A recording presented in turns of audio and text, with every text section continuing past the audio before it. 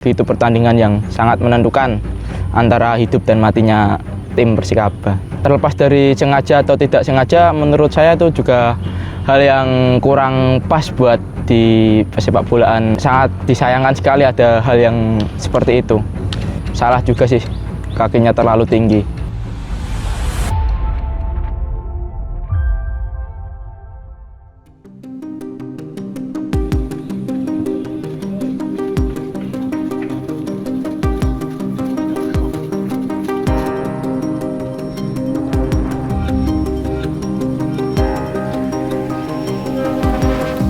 Mas, mungkin bisa diceritakan mungkin jalannya pertandingan saat melawan PSIR Rembang kemarin seperti apa gitu?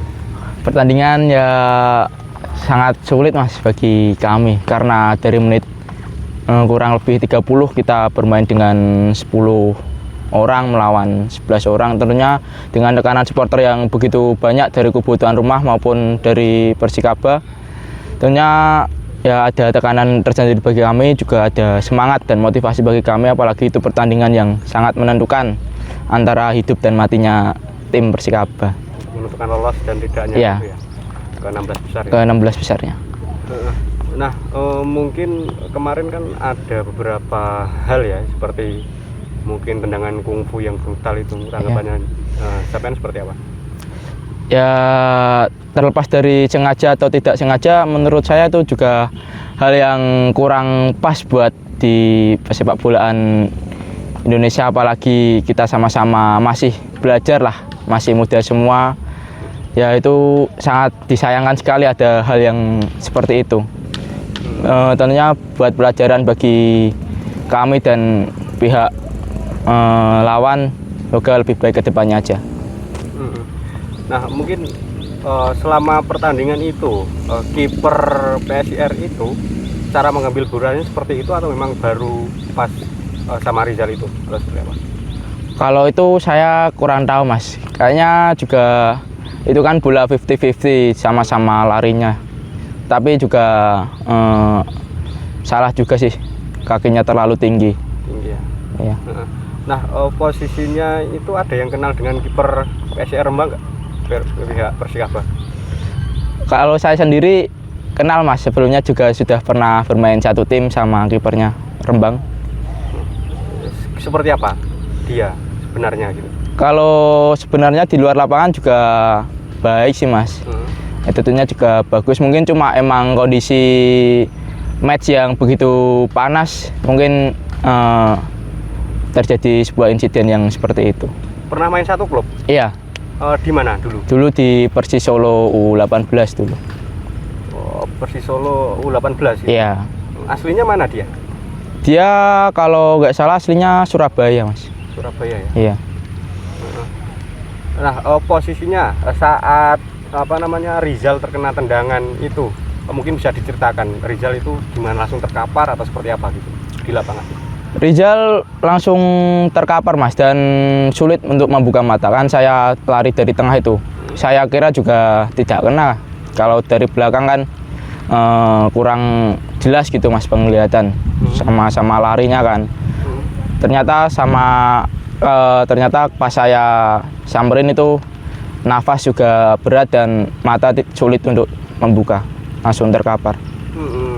Nah, itu Rizal itu pemain pengganti atau sejak awal main dia? Pemain pengganti Mas. Di babak pertama ya? Iya, di babak pertama. Setelah Mas Eka Febri kartu merah, langsung masuk menggantikan Deko. Nah, itu selang berapa menit setelah dia masuk ada insiden itu? Kurang lebih sekitar 5 menitan Mas, nggak lama. Nggak lama Iya. langsung kena itu ya? Iya. Iya. Nah, mungkin selain insiden itu ada kejadian-kejadian lain nggak, maksudnya yang ada pemain yang nakal gitu? Kayaknya kan ada beberapa gitu. Ya ada beberapa Mas, yang paling kelihatan tuh yang sikutan itu seperti sengaja kalau menurut saya. Sangat Ada jelas. yang ditonjok dari belakang juga? Iya, itu pas lagi rame itu lari dari belakang langsung nonjok si Deko nomor 9. Iya. Nah, itu posisinya gimana? Wasit tahu nggak dengan aksi seperti itu gitu yang kurang sportif gitu ya. Aku kurang tahu mas, kayaknya wasit kan terlalu fokus sama yang pelanggaran itu sebelumnya. Diko kan nggak ngapa-ngapain, terus tiba-tiba ada pemain dari Rembang itu lari dari belakang terus nonjok Diko. Mungkin hanya itu ya, atau masih banyak lagi hal yang apa namanya, kejadian-kejadian. Ya mungkin kalau di pertandingan kejadian-kejadian kayak benturan itu hal wajar sih mas. Yang penting itu tidak ada unsur kesengajaan, itu wajar. Nggak apa-apa. Yang penting tidak niat mencederai. Nah, setelah Rizal terkapar, itu dia bisa melanjutkan lagi atau langsung dilarikan ke rumah sakit? Langsung dilarikan ke rumah sakit mas.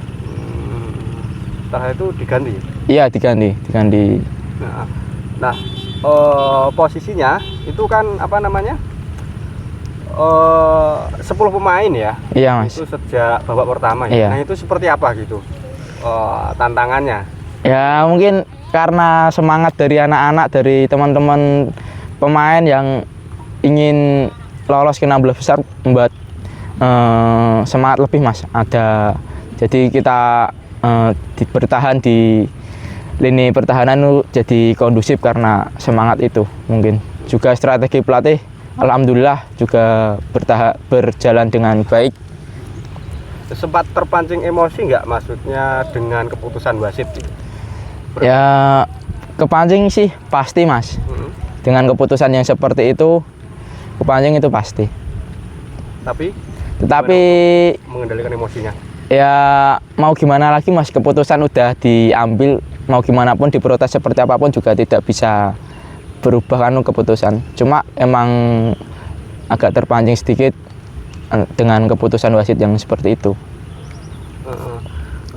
Mungkin ada pesan nggak dari pelatih gitu untuk para pemain Persikaba gitu, meskipun 10 pemain ya, dengan permainan dan wasit yang mungkin cukup kontroversial, seperti apa?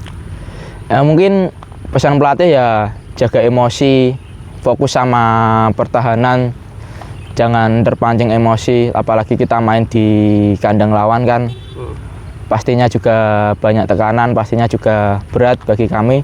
Tapi ya pesan pelatih jangan emosi, fokus sama pertahanan, jangan lengah gitu mas. Untuk euforia di kandang lawan, mungkin bisa diceritakan tekanan dari supporter?